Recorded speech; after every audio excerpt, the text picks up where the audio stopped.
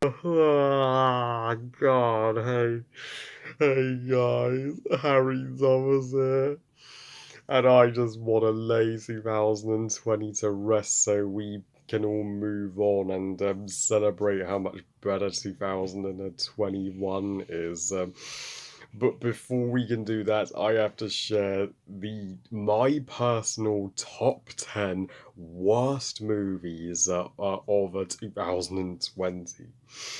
And these 10 remarkably uh, bad dumpster fire movies represents best 2020 as a year in general.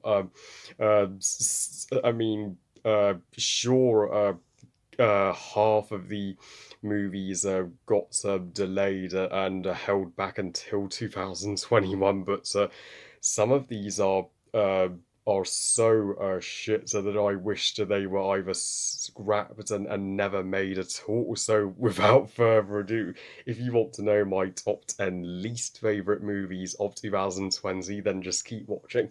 At number 10, by far the weakest of the SpongeBob movie trilogy, Sponge on the Run. Couldn't they have just titled it It's a Wonderful Sponge as planned?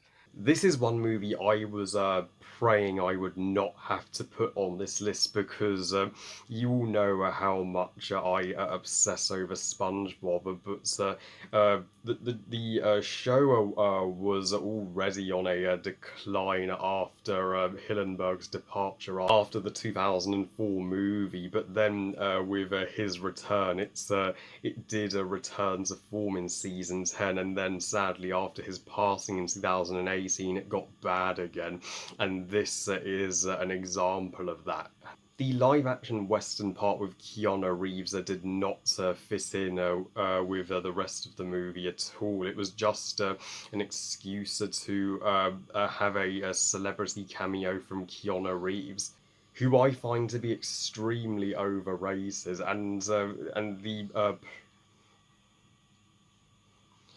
who I find to be extremely overrated, and the plot is a mediocre remake of Have You Seen This Snail, one of the best season 4 SpongeBob episodes, and the entire Camp Coral thing is the biggest slap in the face and disrespect to Hillenburg's wishes. At number 9, oh boy, I am going to get a mountain of disagreements for this, but Over the Moon. Sadly, I'm not over the moon about it like everybody else. This was the most disappointing animated movie of 2020 for me, even more so than Sponge on the Run, because everybody was hyping it up, but I'm with my good friend Larry from LC Screen Talk on this one. It has to force the kids to sit through a depressing and cliched family dynamic where the little girl loses her mother. Of course they would clichédly kill off the mother in an animated movie, and then her father remarries and the girl doesn't like it, but then she has to accept her stepmom, which is a bullshit message. You do not have to accept your step parent if you don't like them. And even the storyline with her finding the moon goddess, with the annoying sidekicks who have no reason to be there. They are only there just to pander to the kids. I could have slept through that entire tedious storyline and would have missed nothing. At number 8, yet another unpopular opinion that will make some of you guys consider unsubscribing, but The Devil All the Time, the most vastly overrated movie of 2020. Sure felt like the devil was involved in the production of this thing. I mean, where's the cheer? I mean, it just kills off literally every single character for the sake of being grim and to traumatize the fuck out of you. Next time, Tom Holland, stick to Spider-Man. At number 7, The Witches, the 2020 unnecessary remake. I mean, why did they need to touch the 1990 Witches? I know Roald Dahl was appalled by that movie, But he would take back what he said about that one had he been alive to see the travesty that is the Robert Zemeckis one. I mean, Robert Zemeckis, you were once legendary, but you have fallen so far from grace that I don't trust you anymore. This made several people stop watching HBO Max last year. I mean, Anne Hathaway deserves way better, and the CGI'd mice were just pathetic. This is one of the greatest examples why practical effects kicks a CGI in the arse any day. At number 6, the worst X-Men movie since Origins Wolverine New Mutants. How the actual fuck does Dark Phoenix get more hate than New Mutants? I'm sorry, but Dark Phoenix is the way better movie. There, I said it. Dark Phoenix is by no means perfect, but but it ain't anywhere close to the sheer mess that's a New Mutants. I mean, more like a new cluttered mess. It went through such production hell and 2 years of delays. You can see why it turned out to be an abomination. Even Anya Taylor-Joy and Macy Williams can't save it. I was bored out of my fucking mind in this mental facility for mutants, and not a single standout action set piece, and no moments of fun. I mean, this is supposed to be X-Men and not a Splitter or Glass. And that finale deserves a laugh for the stupidest finale of 2020. If you go down to the woods today, you're sure for a big surprise, for every bear that lives in the woods is gathered here today, because today is the day the teddy bears fight the mutants. At number 5, zoinks Scoob, no Scooby snack for you, your movie sucks. I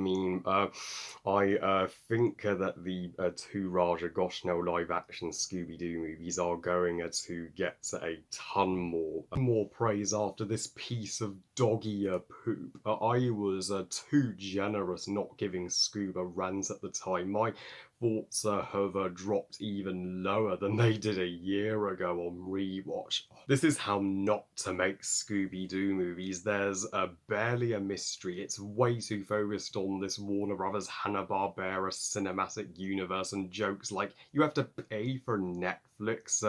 You don't modernize Scooby-Doo. You just don't. At number 4, Dolittle, or Don't Little. Forget Talk to the Animals. This fucking dreadful adaptation is smothered in animal shit. How could Robert Downey Jr., a man of talent, go from Endgame to a man who literally helps a farting dragon? Yeah, that happens. So you're better off sticking with the 1960s version and the Eddie Murphy trilogy. Plus, CGI animals don't look any better than real animals. At number 3, Artemis Fowl. It's a big fat fucking foul indeed, or Artemis Fail. Kenneth Branagh directing credibility has all gone down the toilets in this thing that gave me nothing but discomfort while watching it.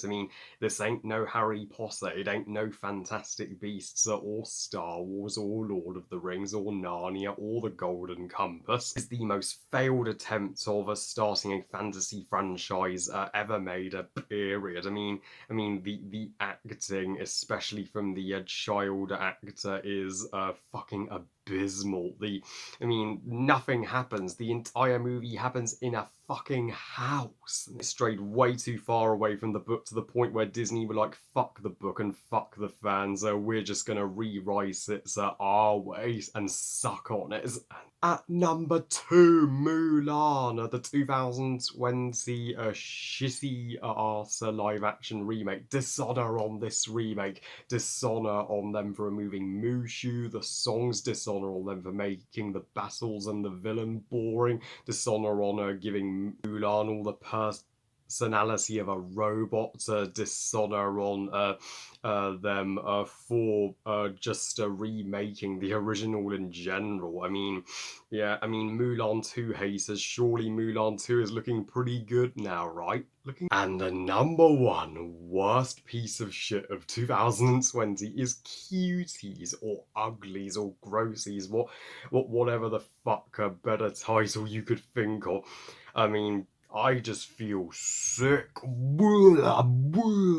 It sexualizes children. How is a film like that even allowed to be made? It should be banned, illegal, and locked in jail.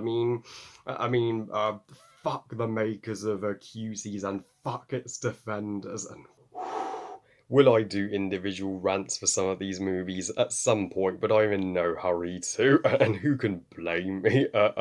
We're all in a hurry to put 2020 behind us. Well, I love you guys. Thank you for watching. I hope you guys enjoyed this list. And what are your top 10 worst movies of 2020? I'm sure not everybody's going to agree with me on this list. Please comment and let me know. Please like this video and subscribe. Please follow on Twitter and on Instagram. And I'll see you all next time. And remember, movies are us. Bye, guys.